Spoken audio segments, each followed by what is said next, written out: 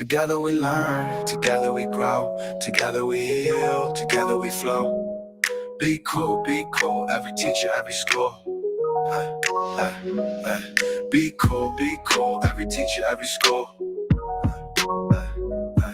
Be cool, every teacher, every school. Be cool, every teacher, every school.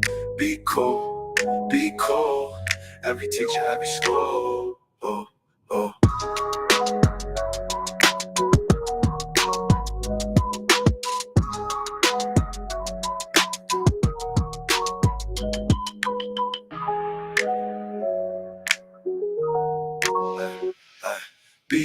Be cool, every teacher, every school. Good evening, ladies and gentlemen. Welcome to Be Cool. My name is Todd Scholl. I serve as the lead learner of the SCEA Center for Educator Wellness and Learning. We call ourselves Cool. You can learn more about us on the website, which is cool.us. I'll put that up there. That's CEWL.us.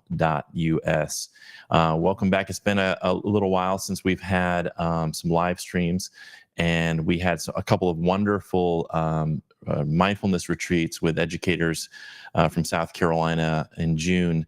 And then last week we had a great event, not only our summer leadership event, but our trauma-informed education workshop with Rona Neely and Karen Beeman. I want to thank both of them and for everyone who showed up to that event. It was a really, really nice time, and we learned a lot. I'm really excited tonight. My partner, she recommended this book called The Four Pivots, and she kept recommending it over and over again because she said, I really think you're going to resonate with a lot of what he said. And I'm just one of those people, you recommend something to me and it takes a little while, and then I finally will check it out.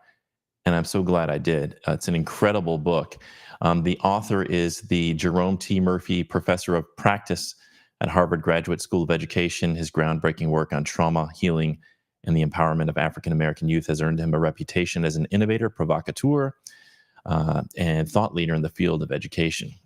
His research has been instrumental in reshaping the discourse surrounding youth development. His introduction of the concept of healing-centered engagement in 2018 has revolutionized the field, providing an asset-based approach to addressing youth trauma and fostering resilience. His work has been cited in the New York Times, and he is a highly sought-after speaker on topics ranging from civic engagement and youth activism to the transformative power of healing.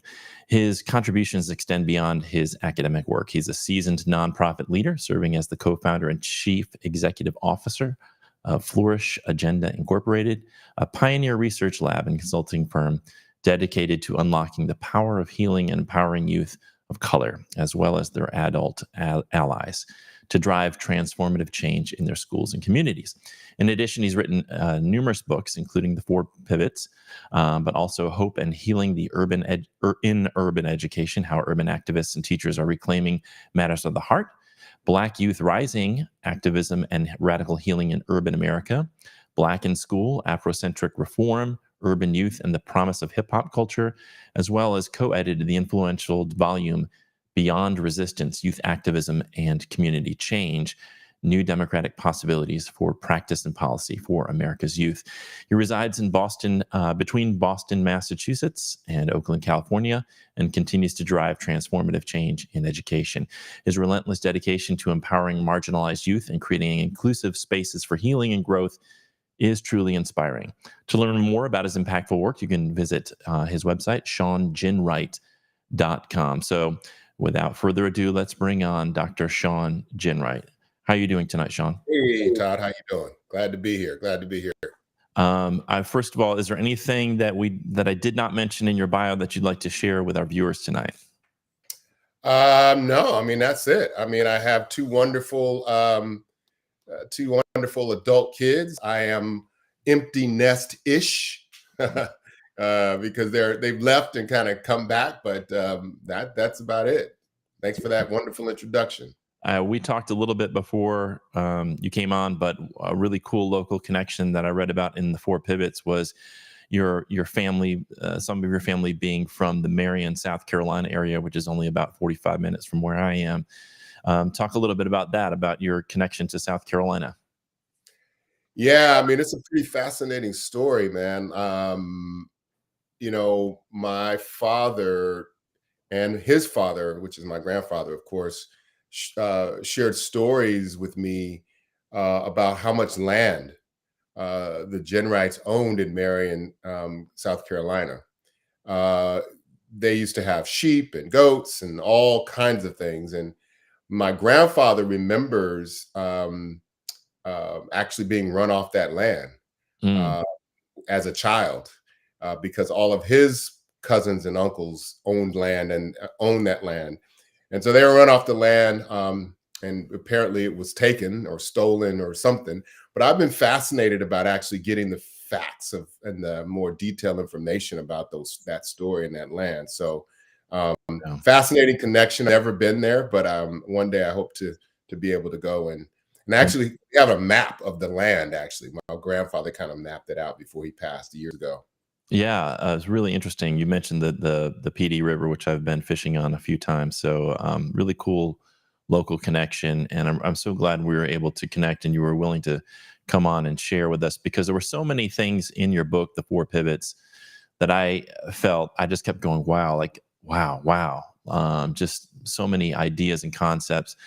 And I wanted to start off with this idea early in the book where you write about how changing the things that are broken in our society requires collective healing, and that the most important aspect of social change isn't problem analysis, power building, narrative change, or coalition building, but healing.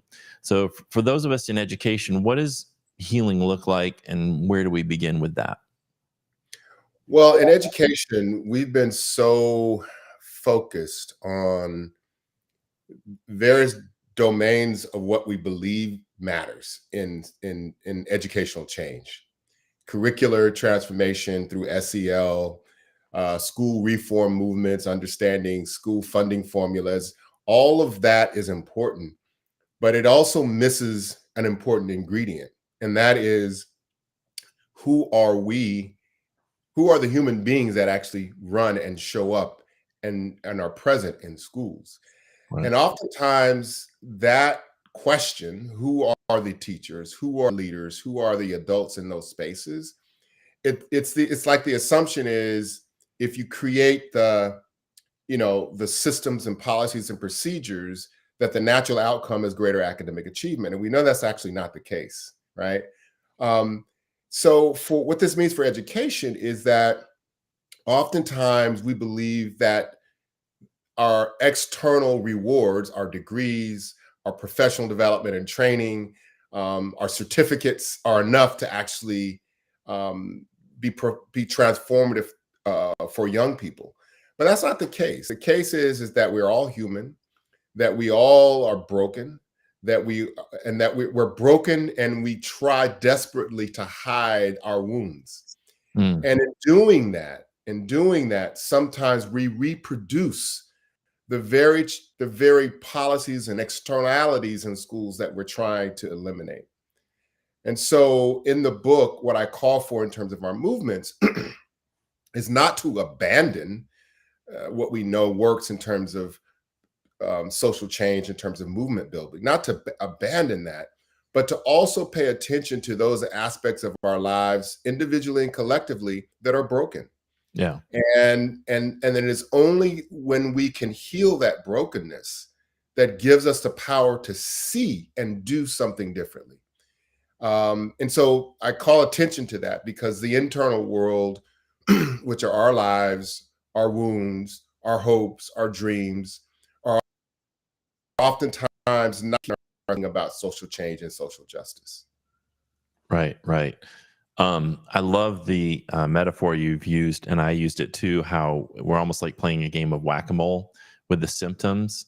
I feel like I feel like you really powerfully talk about how sometimes we get so focused on shallow solutions, and we're not really getting to the core root of the problem. And I see this in education advocacy a lot, and I think it's kind of like it doesn't have to be an either or, but it feels like sometimes we're so focused on those externalities, and we're not taking a look at at what's sort of causing these things to continue on decade after decade after decade of the same kind of problems. It's just maybe in a different form, whether it's the working conditions for teachers or the overemphasis on standardized testing. It's like whether, no matter the administration, no matter who the admins are, it's like seems like these same problems keep popping up. How do we collectively get to the root causes? What do you see, first of all, as some of the root causes of problems in our system of education, and how do we get to that root?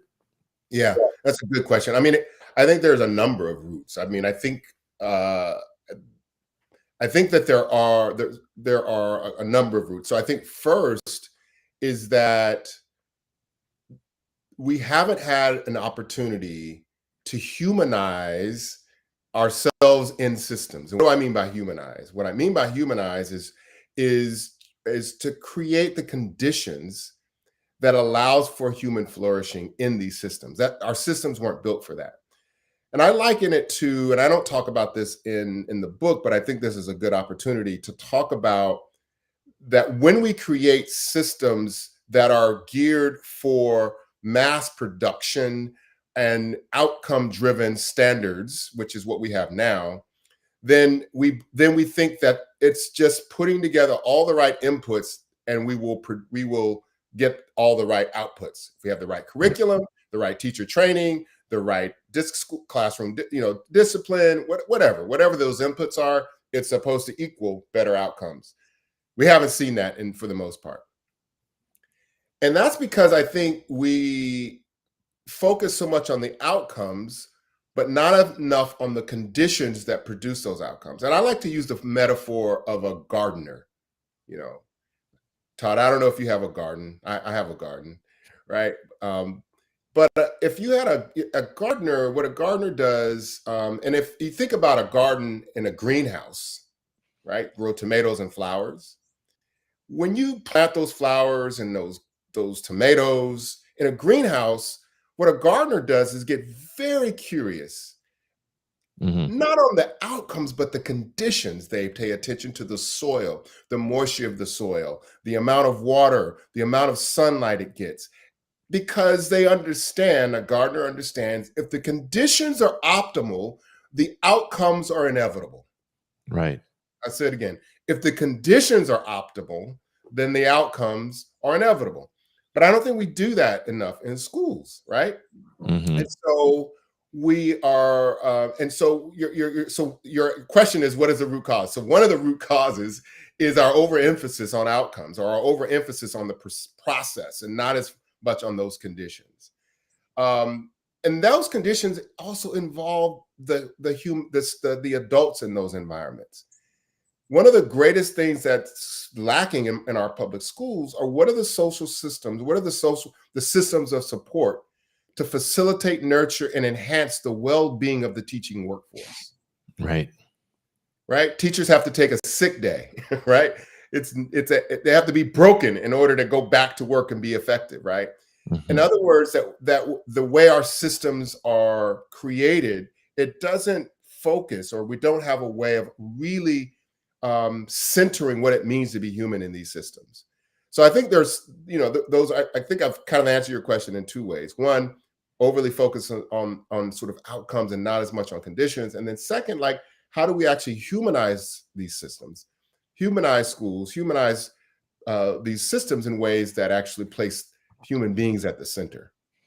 Yeah, I created a docuseries called Rehumanizing School. I'm going to give myself a shameless plug here. Hey. Series. It's called Rehumanizing School. People can find it on the cool website. It's a 4-part docuseries about schools in rural Virginia that are doing exactly what you're talking about, which is rehumanizing the profession, and then creating a humanized system for not only the teachers, but the students. But I see what you're talking about. We talked about this last week in our trauma-informed workshop about teachers going in and like, a lot of times PD on trauma is about, okay, how can I take this and help my students? And we just bypass the idea that the adults in the building need to heal first. If you want to have healed students, you need to have healed educators modeling for them, right? regulation, emotional regulation, modeling for them having a healthy work-life balance, modeling for them how to manage stress, and I think what we do, like you hit the nail on the head, is we're so focused on the outcomes, and we're not focused on really what underlies the dysfunction that we see. When we don't have those outcomes, we tend to judge the students, say, well, this is just a bad group of students. But we wouldn't do that with using your garden metaphor. We wouldn't say, well, that was a bad group of tomato plants. We would say, what happened in the process of growing those tomatoes that went wrong? Because it's that process. Is it the soil? Is it not enough sunlight, not enough water? What was it? Instead of blaming the tomatoes, they were just bad tomatoes. So I think that's really brilliant.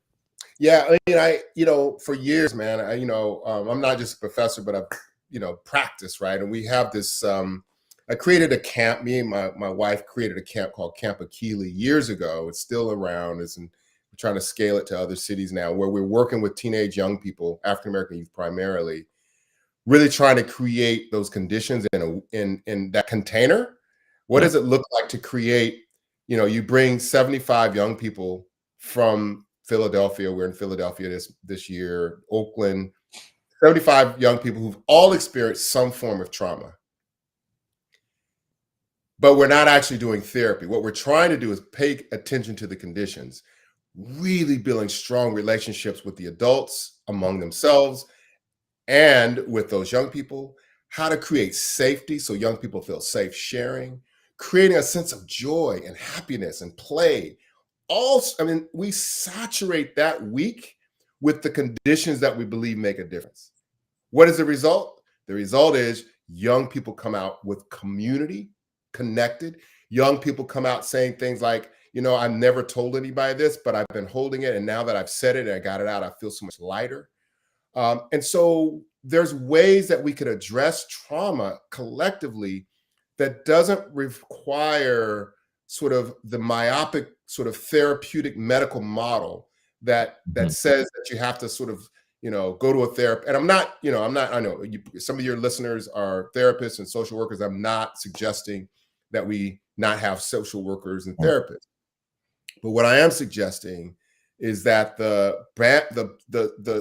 depth and breadth of exposure to trauma in our country, we need the bandwidth to respond to that is like trying to blow a golf ball through a water hose, right? We need to expand access to behavioral and mental health in ways that we haven't imagined before. And that means not just training more therapists, not just training more social workers, but completely shifting how we think about delivery of behavioral and mental health. And so this camp is an opportunity for us to play and experiment with ways to saturate young people with tools about how they can be well collectively, but then also how they actually move in the world. And that requires both the healing of the adults as well as the healing of those young people.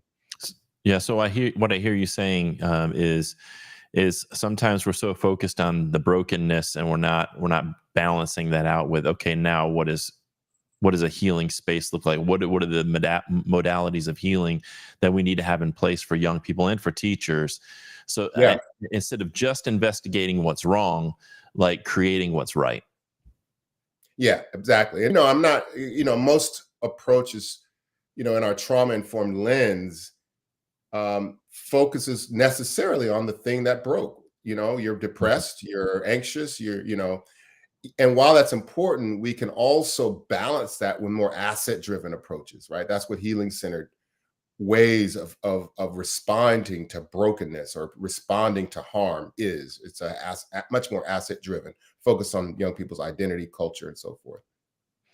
Later in the book, you say one way our lack of healing shows up is in the way we get so caught up in winning that we simply replace the oppressor. You say this was really something I highlighted and put stars all around it. You say the wrong first question is what do we need to do, and the right first question is who do we need to become.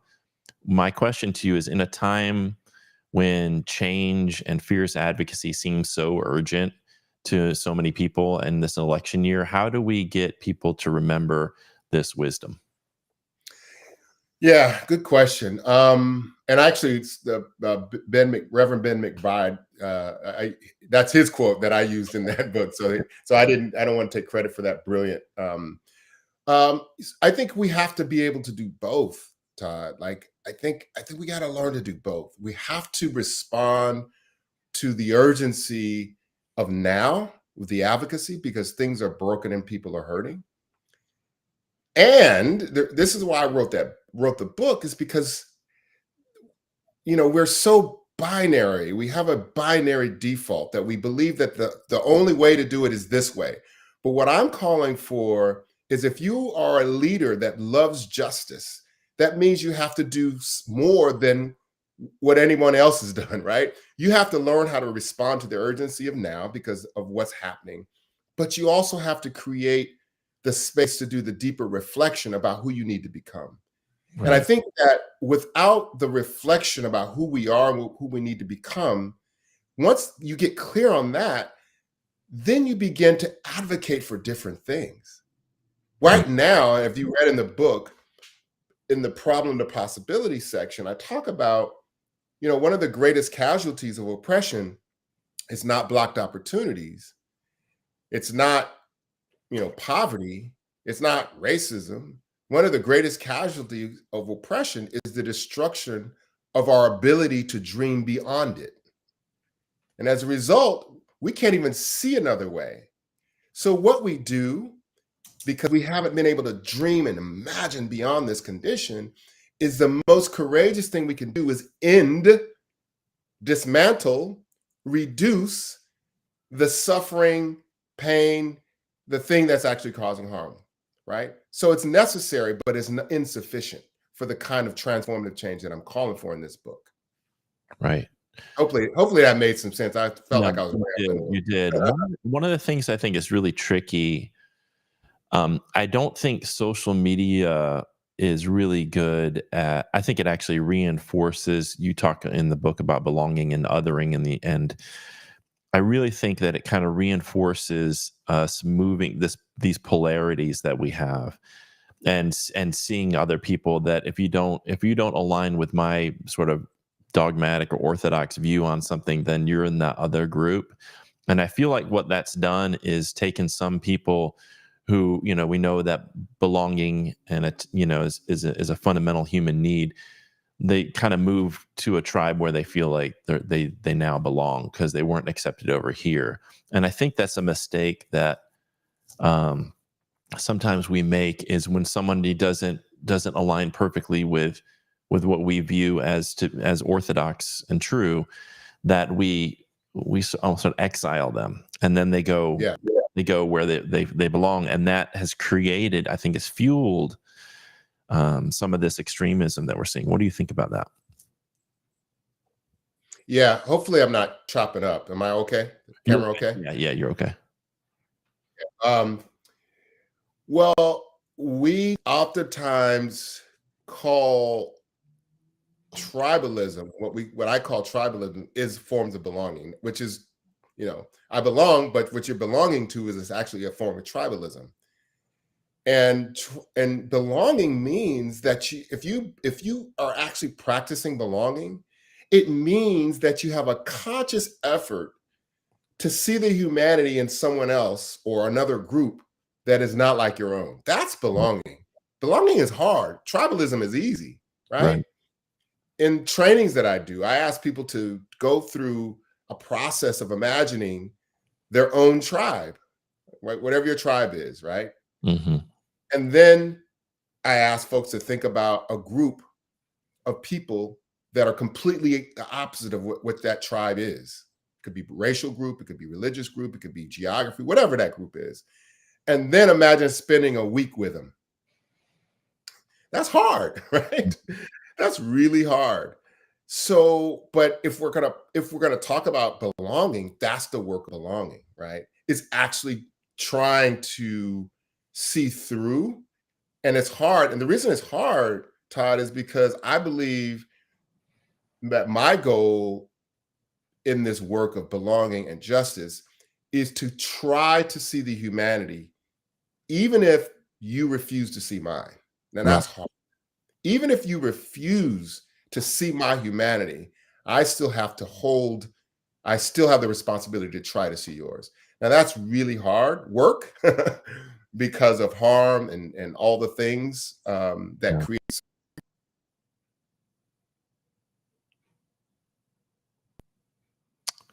Well, looks like might have lost Shawn.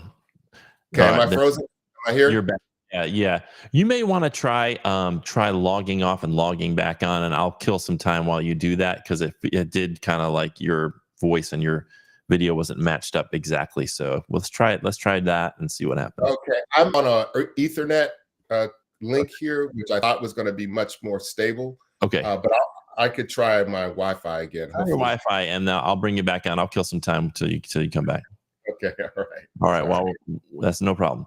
While we're waiting on Shawn to log back on, I just want to remind everybody, if you haven't had a chance to check out our website, go to cool.us. That's our Center for Educator Wellness and Learning. You'll find all the live streams we do and all of the events that we have going on, including the resources we have for induction teachers that on those resources headed by Dr. Marcella Weinschneider, who does a brilliant job with our cool coaching and other supports for induction teachers. So as we gear up for another school year, I know some of you don't want to hear that yet, but as we do, I hope you'll check out that website. And for those of you wanting to learn more about Shawn, just go to ShawnGinright.com. And I also just want to put this back up here. A lot of the stuff we're talking about rehumanizing school, there's a docuseries I created, 4-part docuseries called Rehumanizing School. You can find that on the Cool website. Go to cool.us/rehumanizing school. And Shawn's back, so we're going to bring him back on. There you are, Shawn. Hopefully this Wi-Fi works, man. Well, you're on your voice and your video don't exactly match, but we can hear you, and that's the main thing. So we're going to continue on. One of the things that I think is really hard about, for me, like when I talk about like, we need to love in the face of hate, and we need to try to bring people in, I think sometimes, especially coming from a white male cisgender person, that can be perceived as, well, you're not the one who's suffering oppression, so of course you can say it's easy for you to say that. How do we? What are your thoughts on that? How do we promote that, what you're talking about, without sounding like we're trying to appease the people who might be doing harm? How do we thread those two? Yeah, I mean, I think that,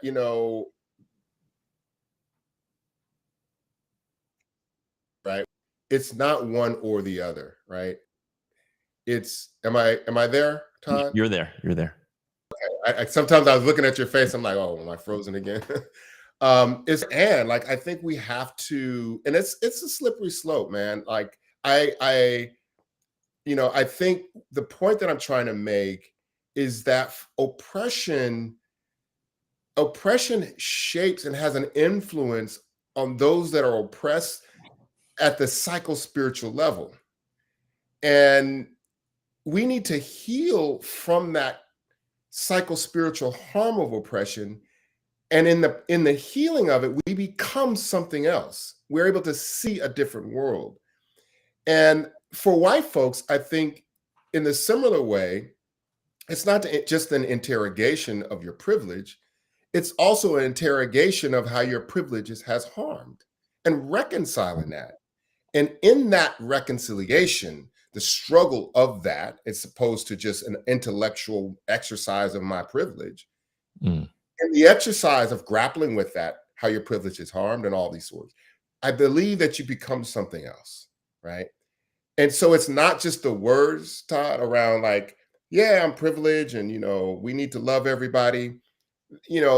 When people show up transformed, it is not what you say, it is your vibration. Like, I can get it, right? A decision and a process and an engagement and a grappling with that is a tough journey, but on the outside, the outcome of that is a transformed person. Mm. I don't know if any of that makes any sense, It man. does. It does make makes total sense. And I think what you talk about how a lot of people just want to avoid doing this inner work, and I think it has to do with changing is hard. Depending on who your parents were, where you grew Yeah. up, the idea of really reflecting and allowing that ego to drop and saying maybe there's something else I need to learn here. And so I see this in South Carolina in particular with this pushback against DEI and this whole thing that they had, they brought up critical race theory, almost, and now almost like this idea that we don't want to really explore, quote unquote, divisive historical events or issues because we just want to move forward and be together. And in a way that sounds nice, but it also is like to me a very disingenuous way of approaching things, almost like you just want to dismiss what's happened, even though what's happened historically shows up in the systems and structures and mindsets of people now. But we just want to just like erase that and say, Obama was president, everything's equal, we're good. I get frustrated with that. But then I think about all the work that I have left to do, all the biases I'm still working through. I'm trying to be patient with that, but it's really hard when you have leaders who are actively trying to squash even those kind of discussions and those opportunities for people to do self-reflection. Yeah, and it's more harm, right? It's more harm and it's harm for both white folk and for young folks who Mm. are in systems that are oppressive. When you you outlaw books that are around quote unquote critical race theory or anything that talks about race, it's another form of systemic harm. Why is it harm? It's harm because it creates more suffering for those who are oppressed, and it creates harm for those who are oppressing because you're not actually becoming more fully human, grappling with the Right. condition, right? And so, and part of it is fear, is operating out of a sense of fear. This work is uncomfortable. Talking about race, let me just give you a really quick example that happened to me in one of my courses just this last year. A student made a comment to me about this is book we were reading, and the student got triggered and said that wrote me a note like, "Hey, this class is creating harm to me, right? It's creating the environment of harm." And I took that really seriously, and I got upset. Like I had to check myself. I'm like, I got upset. So as a professor, I could do a lot of things because I have power. But what I chose to do was do the hard thing, which is to talk to this student, which is to like sit with this student and listen to this student's story. And in that process, I disagreed with what the student said, but we actually came out of that with something different had I just responded in a way that was about using my power. So the point that I'm trying to make is that when we engage in conversations and reveal the sort of racist policies, the racist history, the homophobic ways in which our society has been built, when we do that and we engage it, we actually are creating greater space for healing, greater space for reconciliation, greater space. And we have so little of that.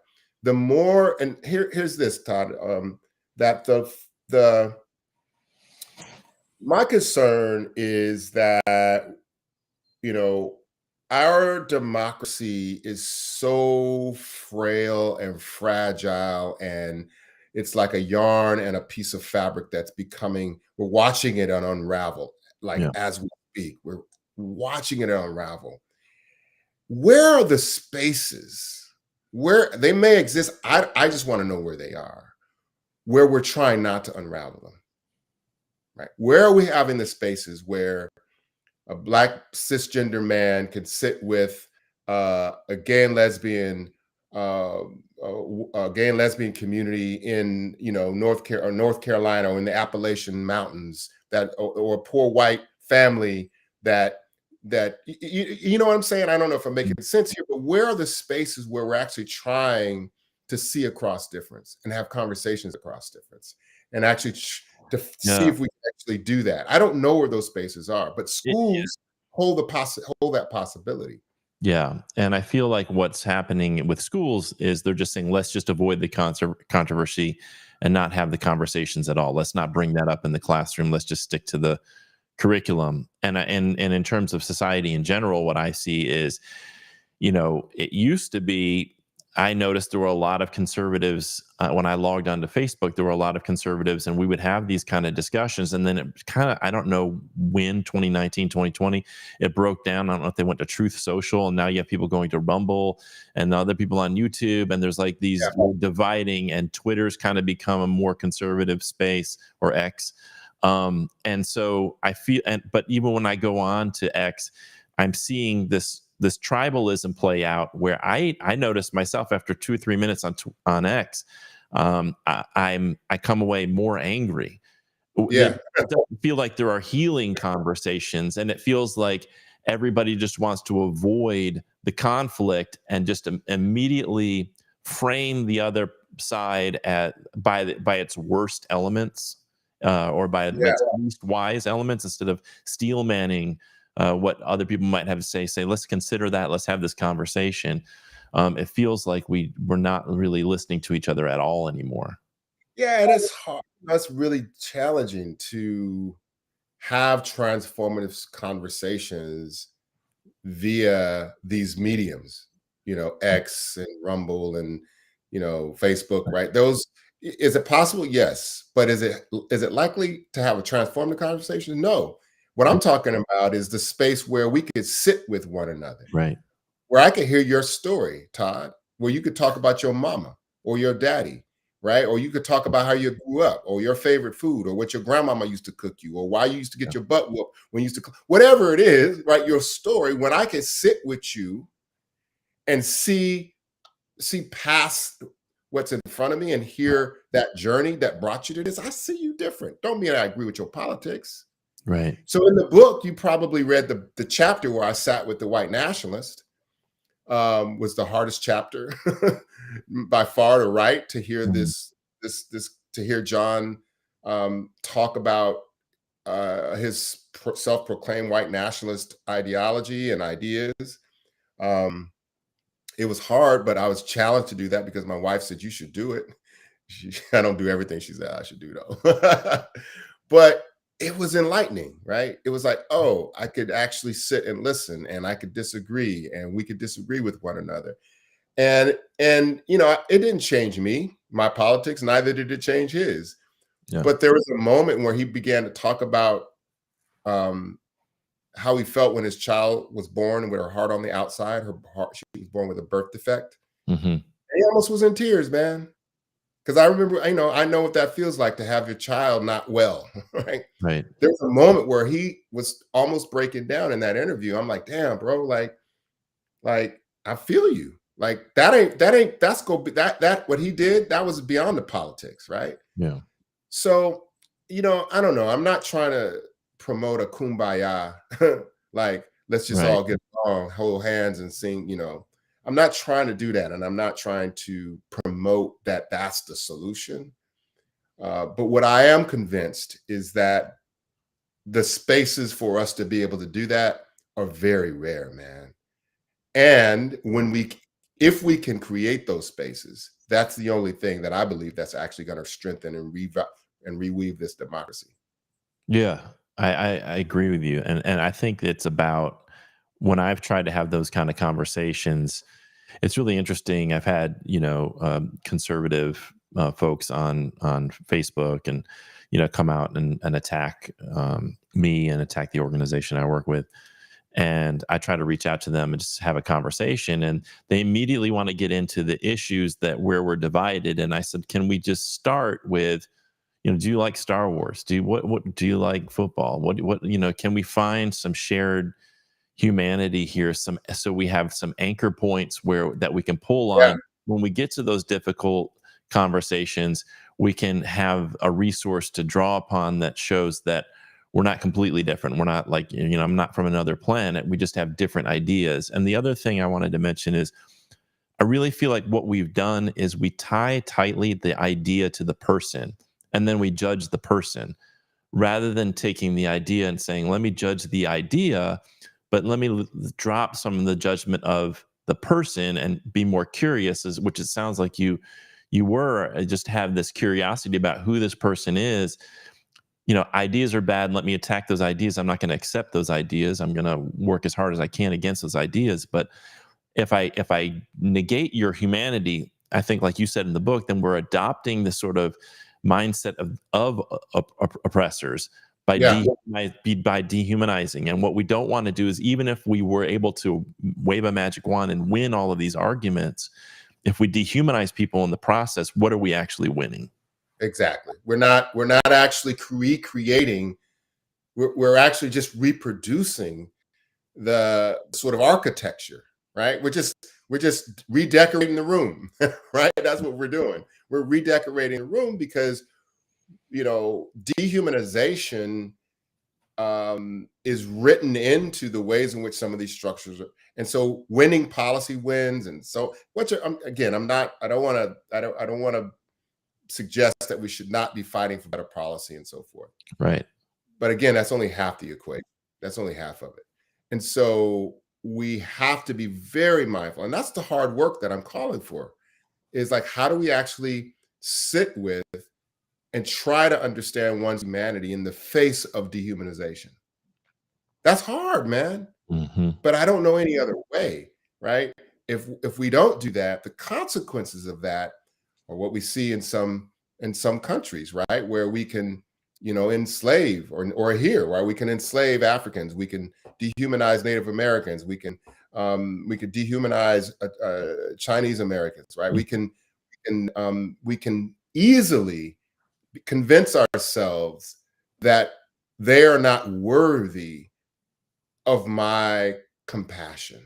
They are not worthy of anything because the idea is connected to them as people, as human. They're connected, right? And I can't separate those two. Right. That's a skill, Todd, that we haven't yet, we haven't yet been able to learn or navigate. And I think that that's something that we have to really sit with and try to figure out, which is what I hope people get from this book. That's what I got. And it's hard work, right? It's not like, oh, yeah, let's just, it's hard as hell, right? And I'm saying exactly as hard as hell. This is why, it's hard as hell, because it's worthy. And without it, without being able to do that, the evidence is pretty clear about what will happen to a society or people when we adopt and we become comfortable with dehumanization. Yeah, I mean, that's when you start, the violence is, excused to eliminate the people that you're dehumanizing. Yeah, I mean, we saw this in the movements for Black Lives, right? Where people go, oh, the police dehumanize Black young boys and men all the time. We didn't know that. But it's because it's become so normalized, right? Where it becomes so easy. I just want to call attention to the hard work, not of both police officers to humanize Black boys, as well as our communities work to humanize and to hold accountable, which are both important, to hold accountable police officers, but also to humanize. And so we have to think about new ways to create systems of that can see each other very differently. And I hope the book, I really hope the book pushes people to think and wrestle with and struggle with and grapple with these ideas, because I'm doing it, right? I wish I had this book, when I was in my 30s, right? Because I think I would have at least come to some of these questions a long time ago, right? I become really frustrated with the normalizing of the way in which we move towards justice. Yes. And the normalizing of burnout, the normalizing of depression, the normalizing of adopting the toxicity. Did I freeze again? That's perfect. It becomes normalized, right? And then the hatred that was fed to us, digest, right, and then bring that into our movements. And so I hope the book at least calls attention to that process so that we can begin to sort of heal from it and figure out a new way forward. Yeah. One of this is the thing that I really, really, big takeaway from the book is I've been so focused on trying to fix the system and all the symptoms of a sick system. I've been trying to fix working conditions for teachers, battle back against these book bans, battle against different types of oppressions, advocate for LGBTQ teachers. And I think we need to continue to do that. But I didn't even look at like what I was becoming in the process of doing that. And I noticed when I read your book, I'm like, I'm really filled with a lot of rage and anger. And I think there's nothing wrong with being angry, but when you become consumed by it, where am I headed? In continuing to look externally and failing to look at what's going on inside me. I think there's a lot of danger there when we just blindly focus, when we're so rigid and looking outside ourselves. And one of the ways you talked about this was sort of this old world versus new world way of looking at systemic change. And some of the old world ways of building power, building collective power. This is what I've seen in our movement. We're trying to build collective power, whether it's through money and people, and trying to coalesce the resources to leverage that power to make change. But in the process, even the people who, like even the organizations that are supposed to be doing this work and sort of advancing it, you see structurally within them a lot of times the leaders who clearly have not been doing any inner work and then end up guiding things in ways that aren't skillful or wise. Yeah, and so yes, and the folks within those organizations sometimes aren't able to give grace to mistakes of leaders, right? So the environment is an environment of non-gracefulness, right? It is only I talk about dancing between accountability and grace, right? That when we can dance, flawlessly between accountability and grace, that's when we're able to give grace and hold people accountable in ways that allows us to be human. So the old sort of model, the old world around power building and external focus is important. We need that. And without an attention to the inner transformation, this is Grace Lee Boggs, right? The inner change defines what I'm trying to fight for in the outside. If I'm fighting on the outside without inner work, then I can actually become the thing that I can become the very thing that I want to transform. Yeah. And so it is really paying attention to that relationship between what we need to do on the inside. I can give you so many examples, but I know we're pressed for time, but I don't care. I'm gonna tell you this 30-second example. Here, California, organizing groups for years and years and years are fighting to close. We have youth prisons here in California where young people are sent to camps.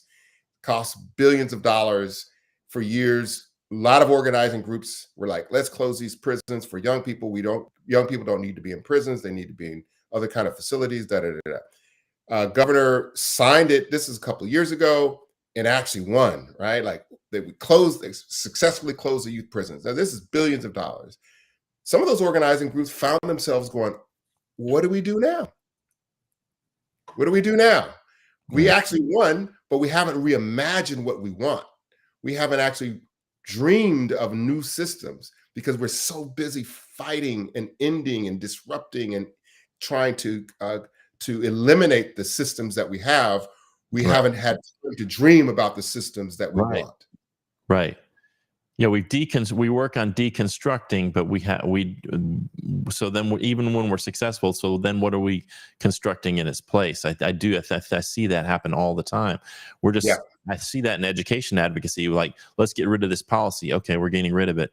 What are we building though? What are we building? We can't just be in education advocacy in the business of getting rid of bad policy. I mean, that is part, to your point, and yes, we need to fight against bad policy, but if we're not building something in its place, I just think it lacks. I don't think it inspires people, and I think that's one of the things that happens in these movements is you're just critical, and trying to tear down something which it makes sense. But if you're not building something in its place that inspires people, that's why we, like, when I created that documentary, I was like, I'm a critic of this, test and punish paradigm that we see in public schools. But I can talk about that all day and rail against it. But okay, so what's the alternative? And Yeah. I'm trying to show an example of the alternative, because if you don't do that, it starts to fall on deaf ears. People just stop listening to you when you're just critical of something without offering, okay, what's the solution? What are we building? Yeah, that's right. That's right. And that's sort of the new world. How do we imagine something differently? How do we figure out ways to take care of one another? How do we build community in the process? How do we restore our sense of humanity and purpose? Right? Mm. These are different kinds of questions that makes our work for justice more sustainable, more fruitful, more grounded.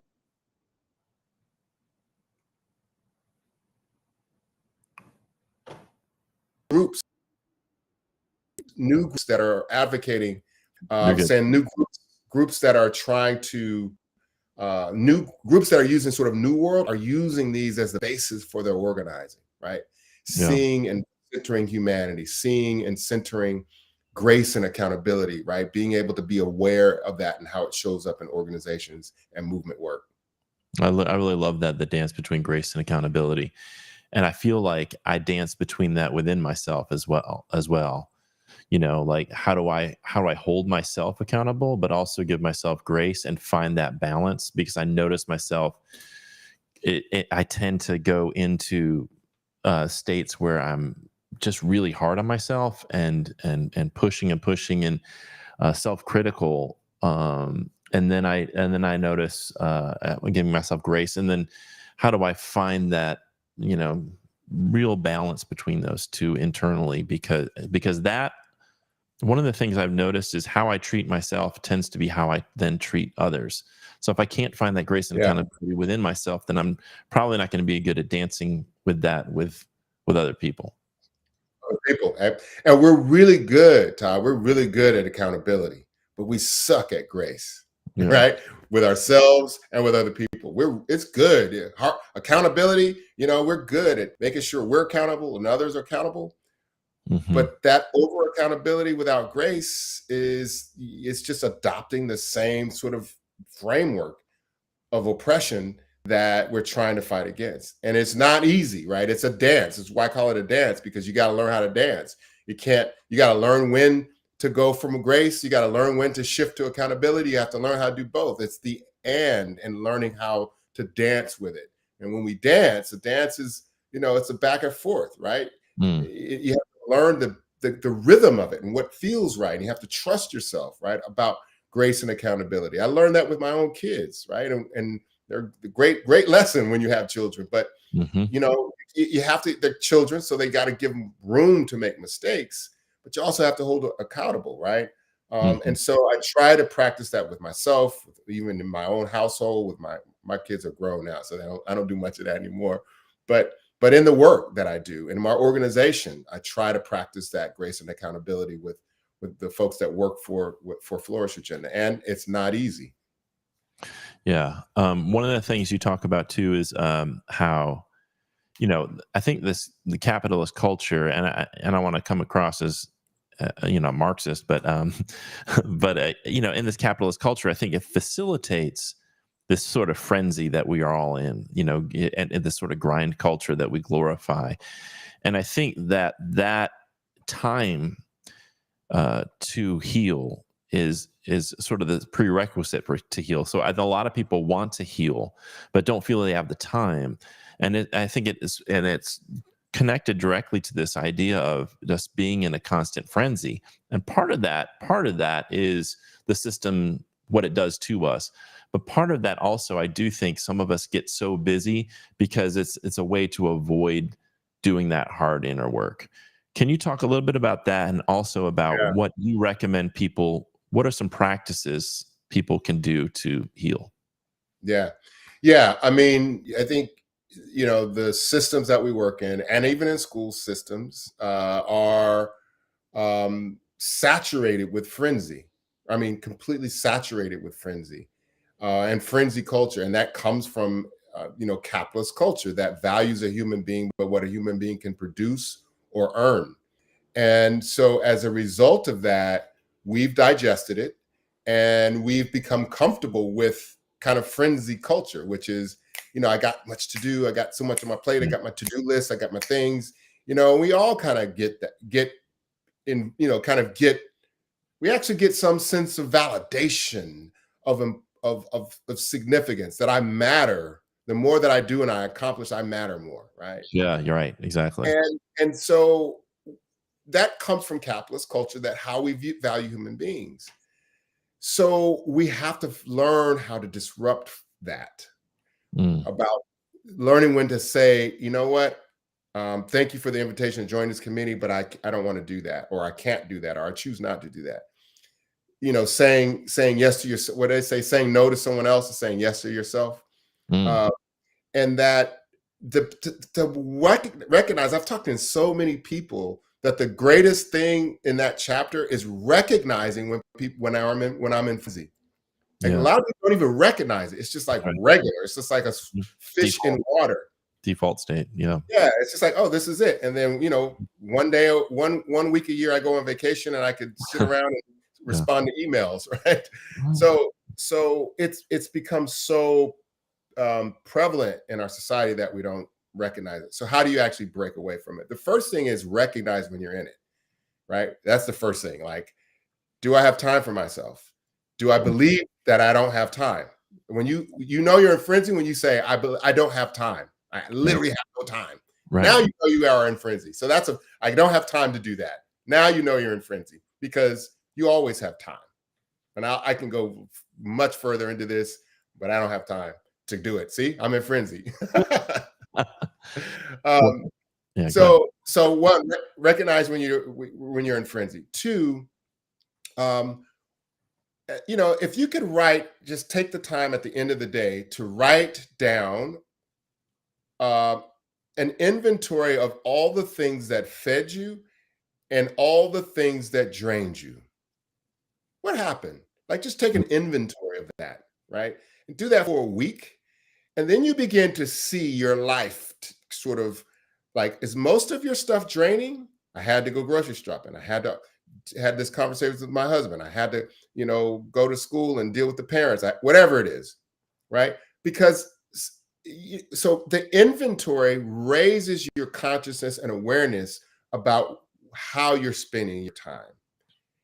And once you're able to see it, then you can make choices, right? And I call them, become a diet, a flow diet, a very small, I call it a diet because a diet is something you do small over time. Maybe it's 5 minutes a day. Just for 5 minutes, do something that brings you joy and peace. If it's a walk, if it's lighting a candle, if it's not responding to emails, right? Here's one practice. Take your cell phone and put your cell phone in another room for an hour, just an hour. Take your cell phone and put it in another room for an hour. It feels weird because our cell phones were so connected to, that would feel weird to intentionally put my cell phone somewhere for an hour because I might miss something. But it's just a consciousness of slowing down. Does that make sense? We're trying to create the barriers for frenzy. We're trying to put barriers in for frenzy, right? We're trying to disrupt ourselves from it. So those are a couple of practices: is an inventory of what fed you and an inventory of what drained you. Just do that at the end of a day. And when you get to the end of the week, take a look at what you wrote. That brings awareness of how you're spending your time. Little things like putting your cell phone elsewhere intentionally to slow down, or little things that we could do that helps you with your diet for flow. Right. Yeah. I think those are all great suggestions. And one of the things when we work with teachers is the first thing is just to build an awareness, start to be aware of your choices, aware of your thoughts, and just building an awareness, because I do think we tend to all be on autopilot a lot. and we're not living with intention. We're just kind of going through the motions of our lives because we're in such a frenzied state all the time. So I think your suggestion to start building awareness about when you're in that state, and what are some things maybe you can let go of or say no to, start setting boundaries. And then, we have been training teachers on mindfulness practice and other healing ways of being, whether that's yoga or mindful walking. There's a lot of different things educators or humans can do to help cultivate that awareness and kind of deconstruct that frenzied state that we all seem to be in. Absolutely. We're kind of running out of time here. I did have one quick last question. I saw that you wrote a book about the promise of hip hop culture, and we're kind of close to the same age, I think. What were some of your favorite hip hop artists from back in the day? Oh man, well, I love Lauryn Hill, the Fugees. I was just listening to oh man, one of my favorite artists is oh my God, why am I going blank? Why am I going blank? Or just listen to it. Let me bring out my list, my Spotify. Diggable Planets. Diggable Planets. Yeah. Who like that? Diggable Planets. Yeah, Yeah. Diggable Planets. Yeah. Who like that? Yeah. Yeah. I love it. So I was a DJ back in college, and we had a hip hop show, and that was when De La Soul, Tribe Called Quest, Public Enemy. Oh, De La Soul, yeah. All those. Yeah. Questlove. Yeah, I feel like that was such a golden era from about 89 to about 92. Feels like it was. That's when Diggable Planets came out, probably 91, with that album. The second album's great too. Anyway, I just wanted to connect with you on that and end on a different kind of note, just to get to know you a little bit better. But thank you so much for the books.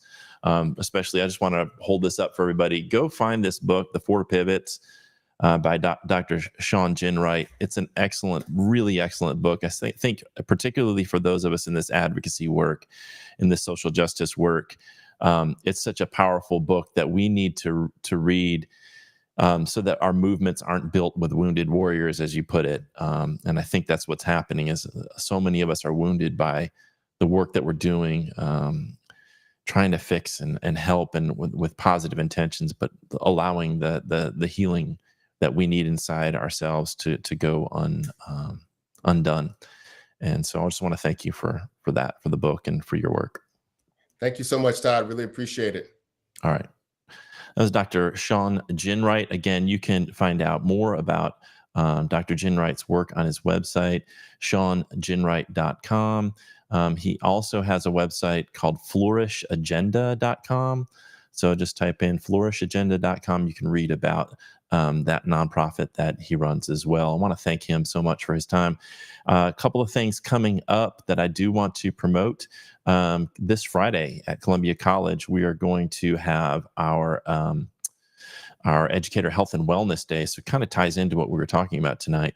We're going to have a day of yoga and mindfulness and nutritional wellness specifically for educators. We have a great keynote speaker named Jaleesa White, and you can register still. I think we still have it open at circleofrest.org. Veronica Primus, who's a member of the SCEA, is organizing this event along with Columbia College, and we look forward to working with her and seeing some of you there. Also want to mention the work being done by Alex Del Castillo. He's been doing a series of weekly yoga sessions that are free online. You can find those on the Cool website at cool.us/yoga, and they're also on the homepage. These are like 15-minute introductory yoga sessions that he's doing, and they're really great. I think you'll really, if those of you wanting to experiment or try out yoga, it's a good way to do that at no cost to you. And speaking of no cost, we are currently still in early enrollment. And what that means is you can join the SCEA if you're interested at jointhescea.org, or you can text the word join to 48744, and you will not pay any dues until September. So you can join us and no dues for the rest of July or for August, and you won't start paying dues until September. It's a great time for you to join if you've been thinking about joining. And if you're not ready to join yet, but you'd like to connect with us, you can go to the scea.org. You can look at the bottom of the screen or right there, the scea.org/YRO. and fill out the form there, and we will follow up with you and get to know you, and you can ask questions about who we are and what we stand for. You'll probably see a lot of us around at new employee orientations in districts across South Carolina over the coming weeks. Looking forward to meeting some of our new teachers across the state. And as always, I do want to remind you that this live stream and all the live streams and events that we do are housed at cool.us. That website's right there, cewl.us. You can also find our cool content creators create all kinds of content. So we have a series called Cool Books by Cassie Owens Moore about banned books. We have Steve Newsom, who does Cool Views, which is a blog post, really great writing that Steve's doing. We encourage you to do that and share those resources. Pete Stone's Cool Vibes videos, if you haven't seen those, he's done several videos throughout June. Really, really powerful, thought-provoking work, and a whole host of other cool content creators that we house those videos and resources and written pieces on the Cool website. And we encourage you to explore those, to share those with educators in your area and throughout your social networks. We'd really appreciate you sharing those. And then also the Cool Induction Institute, which is our induction work that we do through Dr. Marcella Weinsnyder's department. She has been wonderful. She's came on board about a year ago and has already revolutionized the work that we're doing with induction teachers. And I'm sure they'll be starting up Cool Coaching again, which is free one-to-one online coaching for induction teachers. Her and her team will be starting that up again, I'm sure, pretty soon as the school year starts. So lots of great free resources for educators here in South Carolina. We hope that you'll explore those. All the stuff that we do for wellness, all the stuff that we do for learning, all the stuff that we do for supporting educators across South Carolina. We love you. We care about you. We want to make sure you have the resources you need to be successful, the tools that you need to be well, the information you need to be well and to be successful.